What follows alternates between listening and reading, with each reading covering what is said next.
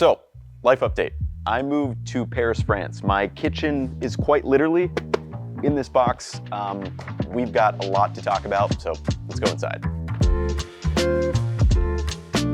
All right, everyone, let's get into this. So as always for Q&As, every question is gonna be time-stamped down below, so feel free to jump around to whatever question you wanna see answered.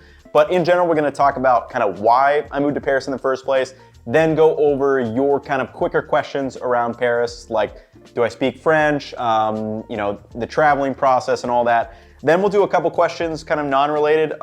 There were a couple questions people asked like about the Josh Weissman But Faster series, if I think he like stole the idea. Short answer, no, but we'll talk about that kind of at the end of the video. But with that being said, let's start at the top. Why did I move to Paris, France? So first and foremost, I moved to Paris so I could continue creating cooking and food content, you know, while I'm here, but it's gonna be shaped around those new experiences that I'm having by being in a new country, you know, new culture, new language, new food, and just kind of seeing it through a whole new lens by being in a completely new place. Now, as always with me, it's all still gonna be home cooking content. It's all gonna be focused on that. That's really what I want, you know, anyone who watches my channel to take away is I want them to be trying this stuff. I want them to make it. I want people to learn how to cook because I think it is one of the most invaluable life skills that everyone should have, and you can have it for a million different reasons, right? Like you can cook for fun, for creativity, you can cook for a job like I do, you can cook to be healthy, you can cook to save some money. So I'm still gonna explore all those different reasons of why we cook, but just, you know, we'll do it in Paris, France. It's gonna be a lot of fun. And I actually have done something like this before. So back right before the pandemic in January 2020, I went down to Mexico City for 5 weeks and made some videos while I was down there, just set up with one base for the whole, 5 weeks. And a great example of that is the poblano con queso taco video. So that's a taco I've never heard of, never seen before I went down to Mexico City, and then I promptly fell in love with the thing. So when I came back, I made a video when I was down there, but then I made another video, and that's one of the most viewed videos on my channel now. You guys loved it as much as I did. So hopefully I'm able to find some of those experiences by being in France. And for example, just yesterday we were out and I got an idea for one. So quiche, we went out, and it was probably 4 p.m. yesterday. We hadn't eaten anything yet, just with jet lag. The whole like food timing thing is completely off right now. And we got a quiche, and there were like a bunch of quiches in the boulangerie, which is like a bakery. And I was just like seeing quiche through this whole new lens, and I immediately got a video idea, like why quiche is the perfect make-ahead breakfast, lunch, or dinner. And not only that, the quiche itself was amazing, but the crust was different from quiches that I've had in the US, which are much more like a pie crust. This one, the crust was almost like a croissant crust. It was really hard to describe, so I need to do some research into like the different crust types, for example. But videos like that are things that I'm going to be bringing to all of you guys. And loosely, this is actually gonna be what the channel is kind of gonna become over the next 9 to 12 months. So my loose kind of big picture goal right now is to do this for about a year.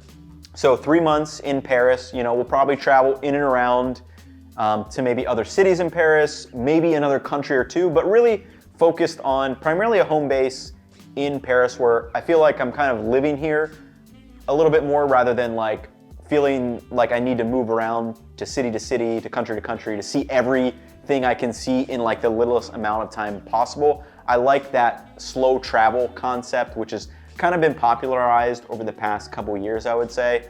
I think I remember seeing like Nathaniel Drew was kind of one of the first people I saw doing this. And I think it makes almost the most sense for a cooking channel to be able to do this. It's a super unique and very fortunate position that I'm in where, the content should be more interesting by me being in a country that is new to me and being able to explore all these new foods, because all food is kind of a mix mash. It's all inspired off of each other. So I think being in a new country is just very inspiring. And after the 3 months in Paris, I want to do another 3 months I think Japan is kind of what I want to do next. That's probably top of the list. Poland is also up there, and then we'll see what happens with other countries. I don't really know. And it will be an experiment. I'm not gonna lie, this is a little bit nervous to be doing something like this, especially coming off, I think, the biggest month I've ever had on my channel last month. To kind of be pivoting like to a completely new concept, though a lot of it is the same things, right? Like I kind of make videos and tell stories through my unique lens, which has taken me a lot of years to kind of develop.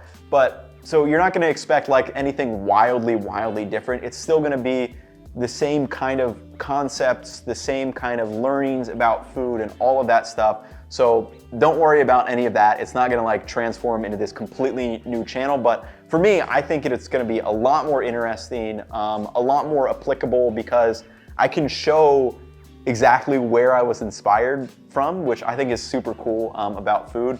So hopefully you guys enjoy, kind of this experiment. I'm really excited for this. It's gonna be just an absolutely amazing time. Like I think one of people's greatest regrets is always, I wish I would have traveled more. And you know what? I was just like, yeah, like let's just travel. Let's just do it. Like if this year like doesn't go as well as I think it will, whatever. It's 1 year in the grand scheme of things. But yeah, I'm super excited to be in Paris. A week from today should be the first video in Paris. So we'll see what it is. I might just do my cases, kind of the kitchen, the traveling kitchen that I brought, because I think that's pretty interesting. But yeah, hopefully you guys enjoy, and yeah, let's get into some of the questions that you guys sent to me on Instagram.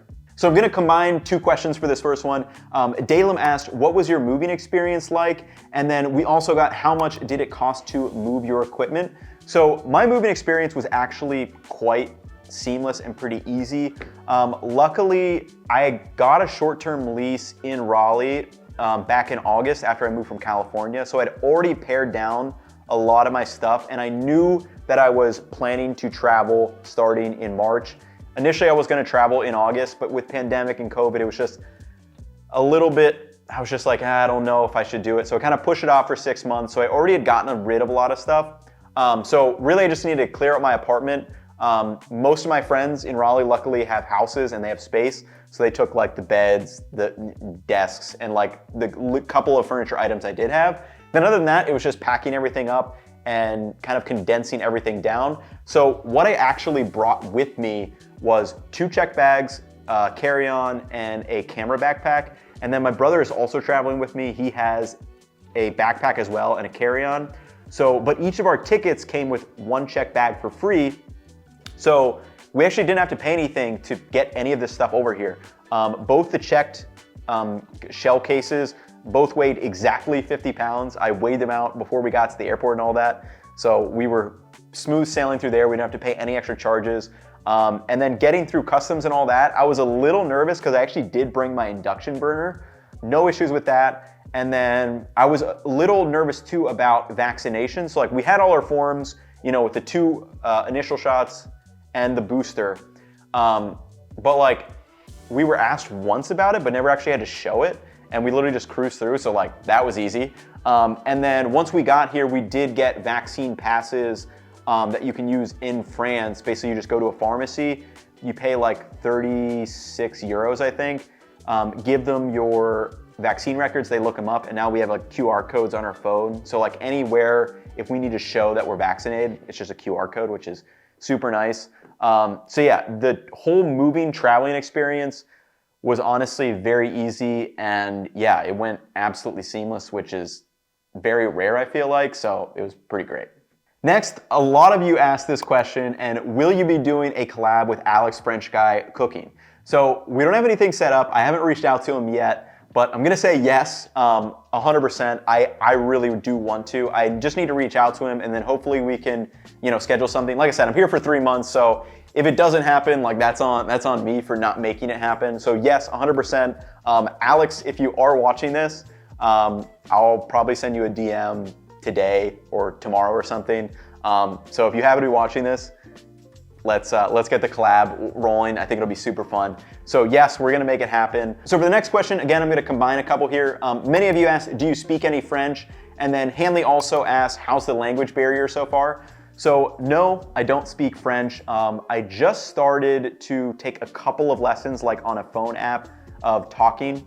So I know a couple of phrases like je suis américain is like I'm American. Je ne sais pas is I don't know. Je ne comprends pas français is like I don't understand French. And then the phrase that I've been using the most in the first 2 days is est-ce que vous parlez anglais? Which is like, do you speak English? And most people do, so it hasn't been too bad. Or at least if they don't, they speak enough and we're able to kind of get our way there. Actually, a funny story, yesterday we were getting set up with like a monthly gym thing, and the two guys there didn't really speak any English, and it was a fun experience, like us trying to go back and forth. It took us like 20 or 30 minutes, but eventually we got there. We were like using Google Translate, going through the stuff to get it all set up, but it was fun. So language barrier hasn't been too bad, luckily, and where we've been able to get by everywhere else. So it's been pretty fun so far. Next question, Tristan asks, how does the food variety compare in different countries to the US? Is it mostly French? Yeah, so again, I've only been here for 2 days, but based on first impressions, I would say a little bit less variety, especially if I'm comparing it to, you know, like a New York City, Chicago, LA, because I mean, Paris is like kind of that level of city, I feel like. So I would say definitely way more like specifically French food, which makes a lot of sense because the US is a massive melting pot of different cultures and people. So it makes a lot of sense where like, even though, you know, Paris is gonna have a ton of different cultures and you have all these countries around it, it still is, there's probably a ton of people that are, you know, have been born and raised in France. That being said, the grocery stores, I would say have just as much, if not more variety than a lot of places, because you do have like Italy, you have Spain, you've got Germany, the UK, and all that right around here. So it's probably very easy to bring in all that stuff. So I've been pretty impressed with the grocery stores. Like, they're not very big, but they've got a lot of variety in them, which is really cool. But as far as restaurants go, I would say definitely less variety than I would say a typical like major US city, but there still is. Like, I've seen a bunch of Thai restaurants. I've seen like an American restaurant with like chicken nuggets and hot dogs like advertised, which is pretty funny. But yeah, I would say a little bit less variety, but definitely since it is a bigger city, there is still plenty enough variety. Next question, La Pepita asks, will you save all your Paris recommendations so we can refer to them when we are there? Be there soon. Yeah, that's definitely something I want to get for you guys. I think I'm gonna start like map where I just drop a bunch of pins and like a list with all my places that I've been to, drop a little note for you guys, and kind of keep that up to date. So like if you guys ever want to, you know, pop down in the description of the video, hopefully it's just a link. So I'll kind of figure out what the best way to do that is. But yeah, I definitely will be saving all my recommendations for you guys. Next question, Dr. Smokehouse, which is also my dad, asks, what was your first meal in Paris? So the first thing we ate was not all that interesting. We just got like some sandwiches on a really nice baguette in a bakery. But our first like proper meal was later that night. We got a little restaurant just down the street from us, little French place. I ordered a turbot fish, which is like a fillet, like a white fish, and it had this really nice pan sauce over it it was like a little like curry sauce or something, like it was coconut, and it tasted just like a hint of like a Thai curry or something. And then with the super like decadent, smooth mashed potatoes, best mashed potatoes like already. And again, from that meal alone, I was like, this could already be like 3 videos. Video on pan sauces, gotta do that. Video on the technique they use to make their mashed potatoes, gotta do that. And then my brother Gabe got a veal chop, which is also very good. It was served with like kind of an olive tapenade. Yeah, so killer first meal. Yeah, it's gonna be so fun just to be trying all the different foods while we're out here. Next up, Mikael asks, how are prices in Paris compared to the US? So if I'm comparing Paris to New York City, which I feel like is a pretty comparable, you know, city, some things are more expensive, some things aren't as expensive. Both are very expensive cities compared to almost everywhere else, I would assume. For example, some of the quick and faster foods we got wasn't all that expensive. you know, like very good baguettes, like espressos and pastries would be like, I'm gonna say like $5 for like a pastry or something. Here you can get them for like 1 to 2 euros, which is ridiculous. But then if you do go out to a restaurant, I think our bill ended up being probably around like 80 euro. And then when you factor in that 1 euro is like 112 USD, it's like a little bit higher than that. So, and then the groceries I did get some groceries yesterday. Like for example, the one, like it's a very small roast chicken, by the way, compared to the US, but that's kind of to be expected. We kind of do mass produce things in the US. So like that chicken was like 22 euros, I think, compared to in the US, like I'm gonna say $10 to $12, maybe like $10 to $15. So some things definitely more expensive, some things not quite as expensive. But if you're comparing like New York City and Paris, both are just very expensive cities overall. Next up, Joshua asked, what were the kitchen essentials that you packed? Again, I'm gonna plan to make a video on this, but I will tell you a couple. So obviously we brought the thermometer, we brought our scale. I've got a knife roll with a couple of knives in it. I did bring like my induction burner and things like that. But yeah, I'm gonna plan to do a whole video on how exactly I packed this up because it's pretty cool. But then for you guys, I think it'll be interesting for you to see how much that is kind of what I think is essential, but it really literally fits in like one hard shell case. You don't need a ton of like equipment and gadgets for your kitchen to make amazing food. So subscribe if you haven't, because that video will probably be one of the first videos coming out from the Paris series or whatever we call it. So next up is an interesting one. Dirk Kofi asked, what salt are you using now that it's hard to get kosher salt in Europe? Very good question, because when I went to the grocery store yesterday to pick up salt, this is kind of what I landed on. So I don't know how to pronounce this, but it is Selze Giron. I was basically just looking at the size of the granules and I was like, this is kind of close enough to kosher salt, which is what I'm used to. But really the big thing with salt is like understanding how much you're salting things. So if you're not doing things by weight, you just need to feel it. So it's gonna take a little bit of me learning how to use kind of a new size granule salt, but this is fun. Plus this is some like, literally some like bougie hand like picked salt from like specific salt mines in France, which I didn't even realize when I got it, but I don't know, it's kind of cool. So this is the salt I'm using. Now to round out the Paris questions before we get to a couple non-Paris questions, Cameron asks, have you encountered any gastronomically inclined rats? Keep an eye out. Unfortunately, I have not yet, though I will definitely keep an eye out. So now let's move to a couple non-France and travel questions. So Four Frogs asks, are there any plans to upload more on the second channel? Yeah, so I do have a second channel that many of you guys may or may not know of. I also have like a TikTok, and I do have my Instagram, which I'm gonna try to start posting more to all three of those. I don't know exactly what type of content I wanna post on there. A lot of it might be kind of travel or just kind of things about maybe the behind the scenes, or maybe just things that I find interesting and want to make a video about. So I don't know exactly what, I can't really promise anything, but yes, I do plan to start posting more on that second channel. I just got to find things that I'm inspired to create. I don't want to just do it for the sake of doing it. But yes, so if you want to follow that second channel, I definitely will start posting more on that and hopefully can give you an update in a couple weeks about what that may look like. So next up, HK Fitness asks, do you have any advice for content creators who are just starting out? Yeah, so my main two pieces of advice for anyone starting out were, one, be consistent. So if you start making content, keep at it. Keep a schedule or some sort, whether maybe that's just once a week, or maybe if you're doing shorter form content, maybe it's a couple times per week. But whatever it is, just be consistent with it, because if you consistently do something, you will find ways to make it better. You'll find things that work and that don't work. And then the second thing that I would really say to hone in on is, ask yourself, why is my content going to be valuable to a viewer to watch? Are they going to be entertained? Are they going to learn something? Are they going to be inspired by something, that I am creating?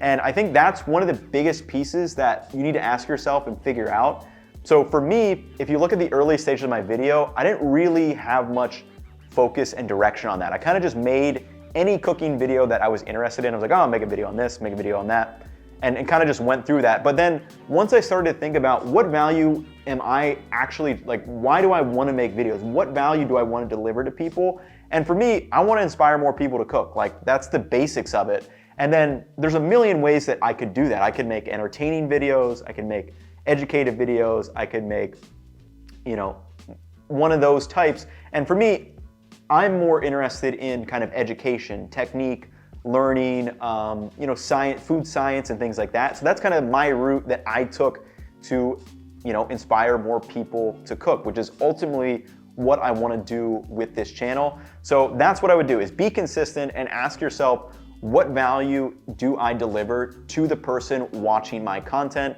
and figure out the best way to deliver that value. So let's round out this question with a juicy one. A couple people were asking, and I've seen it in comments on a number of videos now, but how do you feel about Joshua Weissman making the But Faster series just a couple of weeks after I originally released the Faster Than Fast food series that I've done a couple videos on? And I cannot express this enough, I literally have zero issue with it. I don't think he stole the concept or anything like that. And if you look at the videos, they're really, you know, they're completely different approaches to the same concept. And it's not a concept that's new in and of itself. People were sending me, or I saw it on a comment on one of my videos, like, hey, Bon Appetit has done this, and like Tasty has done this. I've literally never even seen those videos, but then I looked it up, and sure enough, they have like a faster than takeout and like a faster than like delivery video. So it's not surprising to me that that concept has been made before. Actually, if you look at the first video on my channel, my first video on this channel, the oldest one, is can you make homemade pizza faster than delivery? It's like a 3-minute video, but the concept was making pizza in like 25 minutes. Now, not the greatest video. I might have to redo that one at some point. But again, it's not a new concept. With food, everything's kind of been done under the sun. There's not really any true original ideas anymore. So it's not surprising that he came out with it. And I know his audience has been asking for it too. But if you take a look at the videos, I think they're gonna attract very different audiences. You know, his was kind of cut down more. Mine is literally just me kind of live cooking. So it's gonna definitely attract a very different audience, though there definitely will be some crossover, which is probably net positive for me, as you know, Josh is a much bigger creator. And yeah, I mean, Josh, if you happen to be watching, I mean, zero ill will from my side. And if people should just stop commenting about that stuff, like, he didn't steal anything, I didn't steal from him, we didn't steal it from like Bon Appetit. It's just like a natural progression. It's a very general concept that just like makes a lot of sense to do for food, and it's a fun one. I've had that idea for a long time, and I never actually pulled the trigger, and they're just like, you know what, let's just do this, and we'll do it live, and we'll have some fun. So zero issue with it, but hopefully you guys have enjoyed. That's gonna wrap it up for the Q&A. I know we talked about a lot of stuff in this, but yeah, I just wanna say a huge thank you to everyone who's watched, supported, subscribed, engaged with my content in any way. It's just a super fortunate situation that, you know, I'm able to be in because of all you, and be able to grow this audience. And you know, things should only get better. They should get more interesting. So hopefully you guys enjoyed. It's been a couple years now, but like, I feel like I'm just getting started. So yeah, I hope you guys enjoyed. Hope you have a good rest of your day. And yeah, one more video in the old apartment, then we'll be on to France content. So catch you all in the next one. Peace, y'all.